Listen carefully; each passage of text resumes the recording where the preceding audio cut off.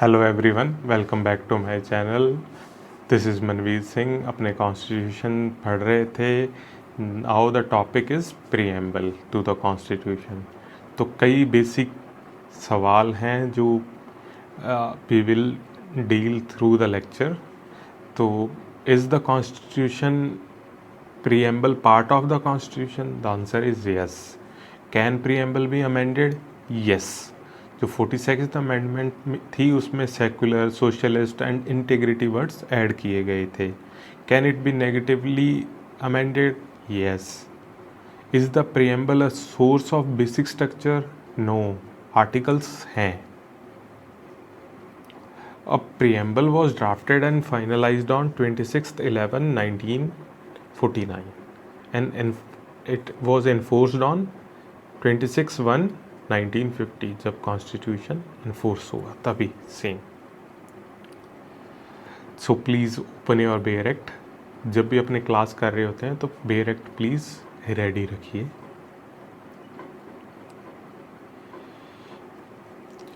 Constitution में please नीचे नीचे देखिए।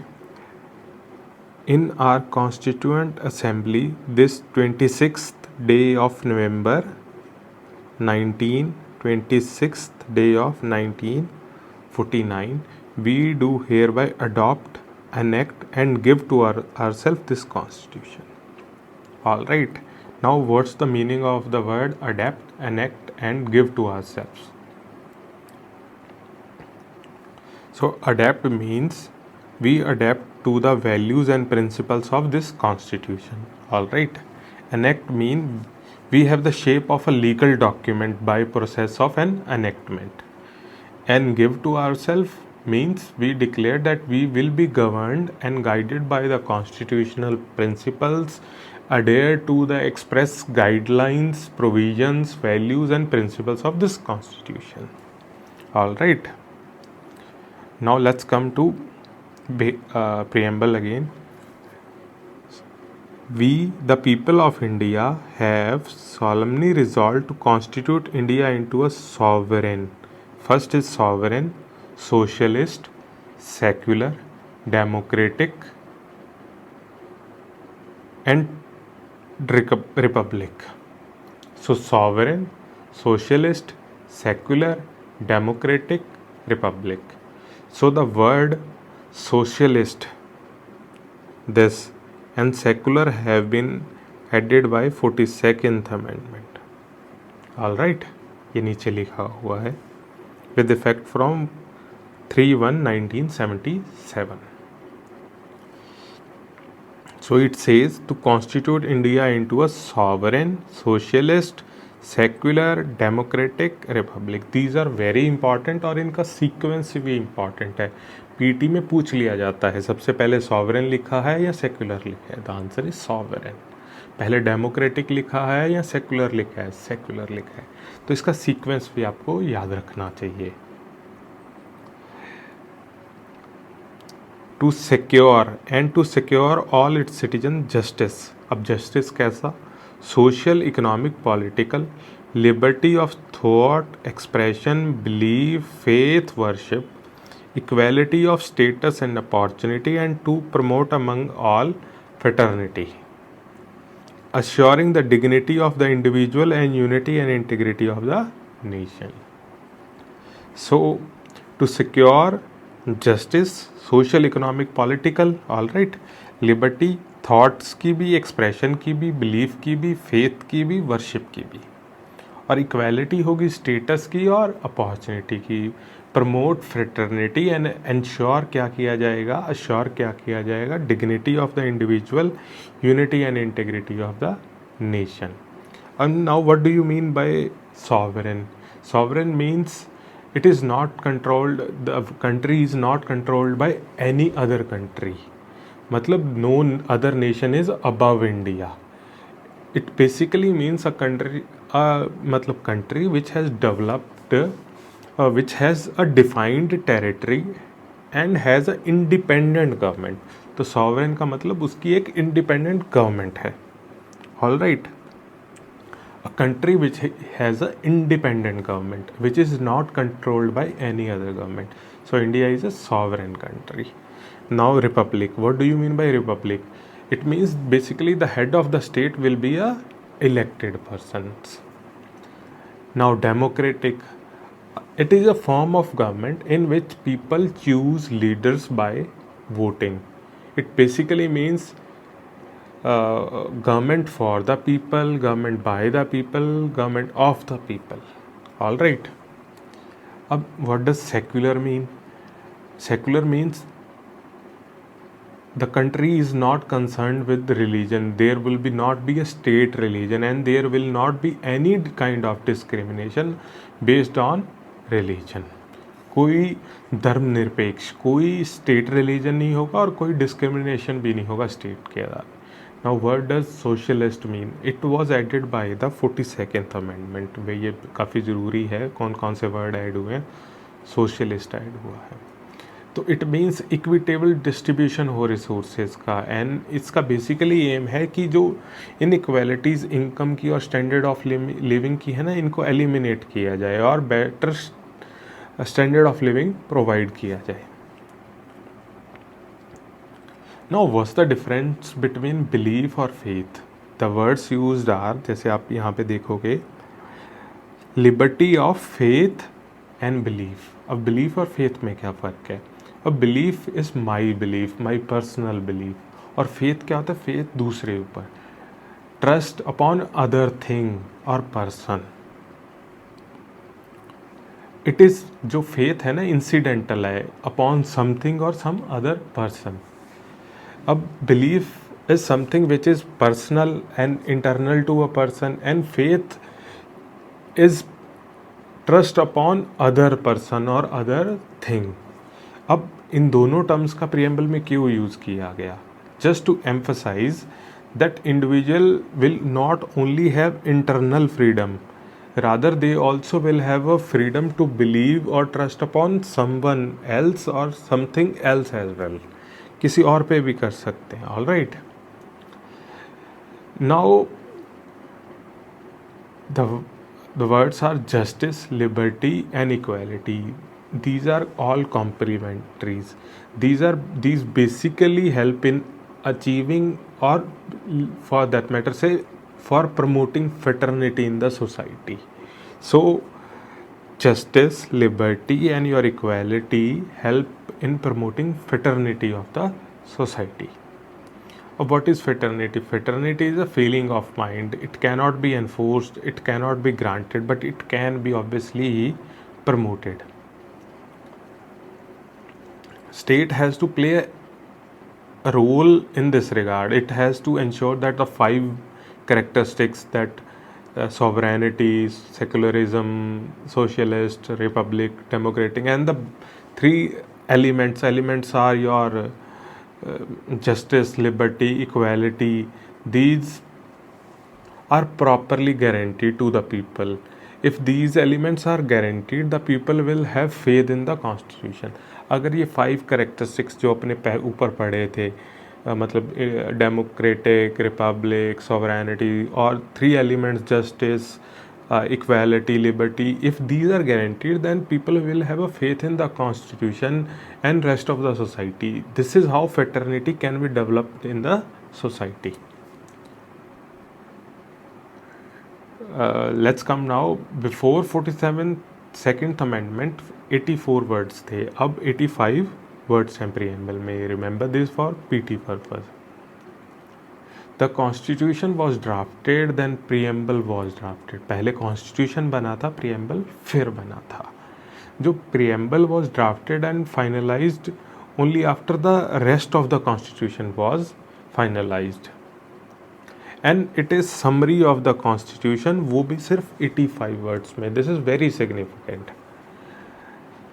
ड्राफ्टिंग कमेटी ने drafted the preamble and passed it after 3rd reading. तो this is also for PT purpose. Now let's come to the questions which will deal. क्या preamble part है constitution का? तो the first judgement was in re Berubari union case 1960. 9 जजेस bench थी, Gajendra गढ़कर justice G ने judgement लिखी है। तो in this case the court clearly held that preamble is not part, it clearly held that preamble is part नहीं है, is not part of the constitution. Like any other statute preamble is also, जैसे दूसरे statute में भी preamble उस statute का part नहीं होता, वैसे ही preamble to the constitution is also not part of the constitution. Preamble का पर्पस बताया फिर इस केस में, preamble is the key to open the mind of the framers of the constitution and it reveals the intention of the framers of the constitution। जो जिन्होंने constitution frame किया था उनकी इंटेंशन जानने में ये हेल्प करता है। And it also helps in interpretation of the constitution. तो इस केस में हेल्ड किया गया भाई it was not part of the preamble is not part of the constitution। Then comes your Keshwananda Bharsi versus State of Kerala 24th April 1973। तो इस case में held किया गया that preamble is, earlier judgement को overrule किया गया, 13 जजेस bench थी, that preamble is part of the constitution. The court highlighted the importance of preamble and declare that preamble of the constitution cannot be seen as the same as preamble to any other statute. अब किसी और statute का preamble अगर part नहीं है, this does not mean कि constitution का preamble भी कॉन्स्टिट्यूशन का पार्ट नहीं होगा। However court also declare that to be part of the constitution this does not make it a provision of the constitution. अब ये कॉन्स्टिट्यूशन का पार्ट तो बन गया,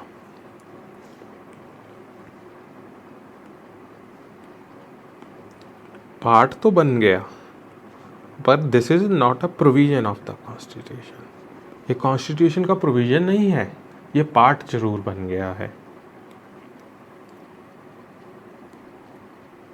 तो इससे क्या पता चला अभी, this is not, the preamble is not enforceable और एप्लीकेबल। अगर इसकी वायलेशन होती है तो आप कोर्ट केस नहीं कर सकते। It was further held that it is an important tool in interpreting the Constitution. Neither it is source of basic structure of the Constitution. It is only a manifestation of the basic structure.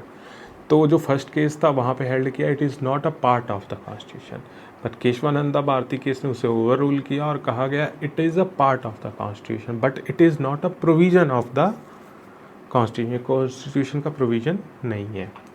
अब next question है can preamble be amended. तो 42nd amendment हुई है, उसमें preamble को amend किया गया। Yes, preamble can be amended. तो this was the case Minerva mills versus union of India 1980। तो इस केस में हेल्ड किया गया था preamble can be amended to make it more expressive और मैनिफेस्ट। प्रीएम्बल को ज़्यादा एक्सप्रेसिव बनाने के लिए प्रीएम्बल को अमेंड किया जा सकता है। And the 42nd amendment added certain terms which make the preamble more expressive और lively.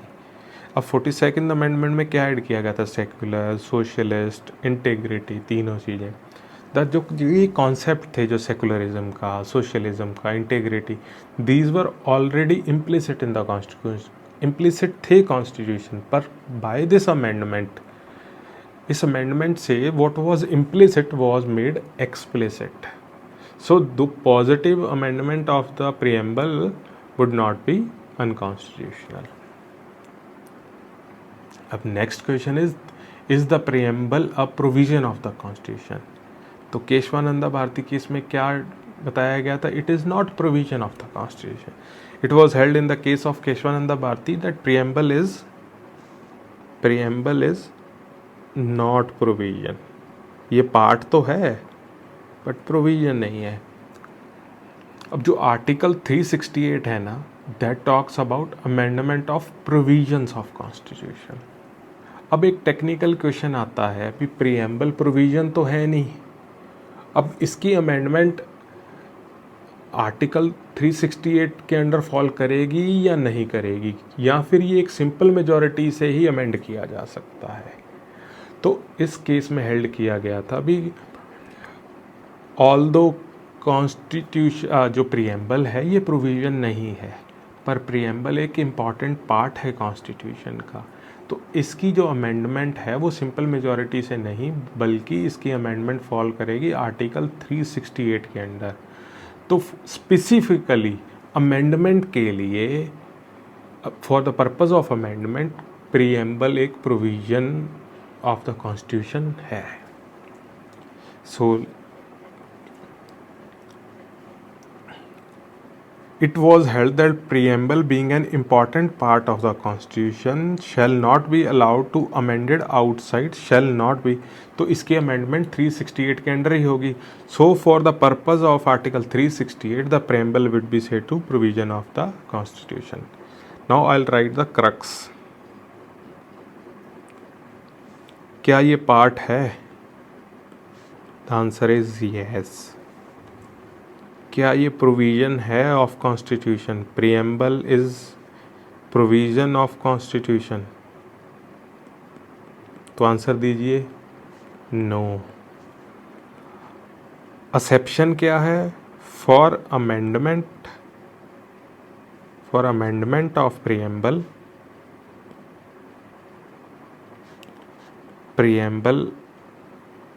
Is considered provision of constitution. समझे? प्रीएम्बल कॉन्स्टिट्यूशन का पार्ट है, यस। क्या ये कॉन्स्टिट्यूशन का प्रोविज़न है? नहीं है, पर जब अमेंडमेंट होगी प्रीएम्बल की तो इसको कंसिडर किया जाएगा कि ये कॉन्स्टिट्यूशन का प्रोविज़न है, और इसकी जो अमेंडमेंट है वो आर्टिकल 368 में ही की जाएगी, मतलब it will require a special majority. So it was all about preamble. अगर आपको मेरी वीडियोस अच्छी लग रही हैं प्लीज़ सब्सक्राइब कीजिए, इससे मोटिवेशन मिलती है वीडियोस बनाने की। Thank you.